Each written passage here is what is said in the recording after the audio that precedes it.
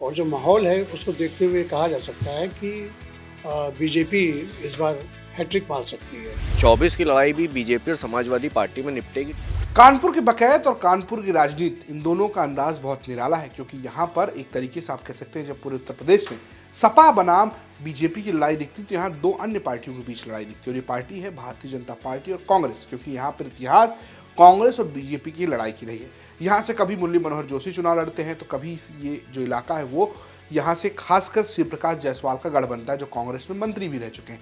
ऐसे में इस बार क्या होने जा रहा है और इस बार क्या यहाँ पर सपा सेंधमारी करने जा रही है, ये हम आपको बताने जा रहे हैं, क्योंकि सपा एक नया तड़का लगाने जा रही है इस पूरी सीट पर। क्या है सब मामला हम आपको समझाने जा रहे हैं। दरअसल ये माना जा रहा है कि इस बार जो बीजेपी के वर्तमान सांसद हैं सत्यदेव पचौरी, जो पहले मंत्री थे, उनको टिकट दिया गया और वो सांसद बने, उनका टिकट कट सकता है, क्योंकि उनकी जो उम्र है वो 75 साल है और एज फैक्टर बीजेपी में बहुत मायने रखती है। क्योंकि जब उनको टिकट दिया गया था मुरली मनोहर जोशी को हटा के, तो भी यही मुद्दा सामने आया था। अगर हम बात करें इस सीट की तो यहाँ पर अब समाजवादी पार्टी जो कोशिश कर रही है वो कर रही है कि यहाँ से अमिताभ वाजपेयी को वो टिकट दे सकती है, ऐसी चर्चा है। अगर अमिताभ वाजपेयी को टिकट दिया जाता है तो उसका जो समीकरण है वो यहाँ के जाति समीकरणों में छुपा हुआ है। हम आपको बताते हैं कि यहाँ के जाति समीकरण क्या है। दरअसल यहाँ पर एक अनुमान के मुताबिक सबसे ज़्यादा संख्या जो है वो ब्राह्मणों की है, जो करीब 6 लाख है। इसके बाद बारी आती है मुसलमानों की, जो करीब 4 लाख बताए जाते हैं। इसके अलावा दलित की संख्या 2 लाख है और अन्य समुदायों की संख्या जो है वो करीब 4 लाख की। अब अगर सपा यहाँ से अमिताभ वाजपेयी को टिकट देती है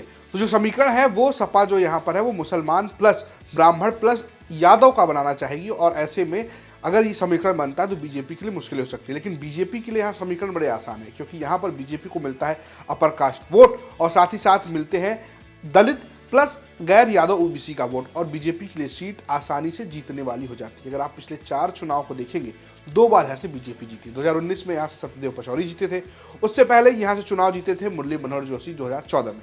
अगर 2009 और 2004 की बात करेंगे तो सीट थी कांग्रेस के श्री प्रकाश जायसवाल के नाम पे। कांग्रेस के पास अगर आप बात करेंगे तो कांग्रेस के पास भी यहाँ पर ब्राह्मणों का अच्छा खासा वोट मिलता रहा है। हालांकि स्थानीय पत्रकार ये बता रहे हैं कि अब ब्राह्मण पॉलिटिक्स भी बदल गई है और अब कांग्रेस उस तरीके से नहीं दिखती है। कांग्रेस की जगह यहाँ पर अब समाजवादी पार्टी लेती हुई नजर आ रही है। सुनिए क्या कहते हैं स्थानीय पत्रकार। 2014 में जोशी जी थे, 19 में पचौरी जी, अब 24 में जो भी बीजेपी के कैंडिडेट होंगे वो आ सकते हैं। अब जहाँ तक जातिगत की बात कर रहे हैं तो बीजेपी पर एक ठप्पा था कि साहब ये काल्यकुब्ज के ब्राह्मणों की सीट है, तो ये बात सही भी है।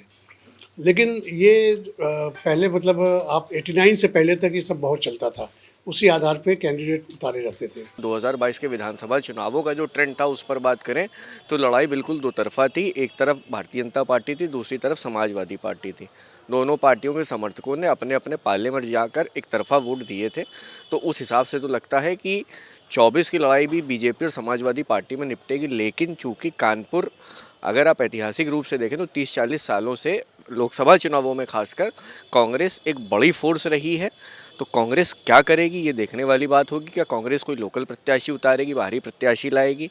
कानपुर जो है ब्राह्मण बहुल सीट कही जाती है। बीजेपी का यहाँ ठीक ठाक वोट बैंक है। ब्राह्मण बनिया अपर कास्ट एक तरफ होकर वोट देता है, उसके अलावा ओबीसी एक तरफ होकर वोट देते हैं, बाकी दूसरी चीज़ें दूसरी पार्टी की तरफ जाती हैं। तो प्रत्याशी का चयन होगा, कई अभी मुद्दे बदलेंगे, काफ़ी बदलाव अगले 1 साल में देखने को मिलेंगे ग्राउंड पर। हालांकि तैयारियां होने लगी हैं तो मुकाबला दिलचस्प होगा।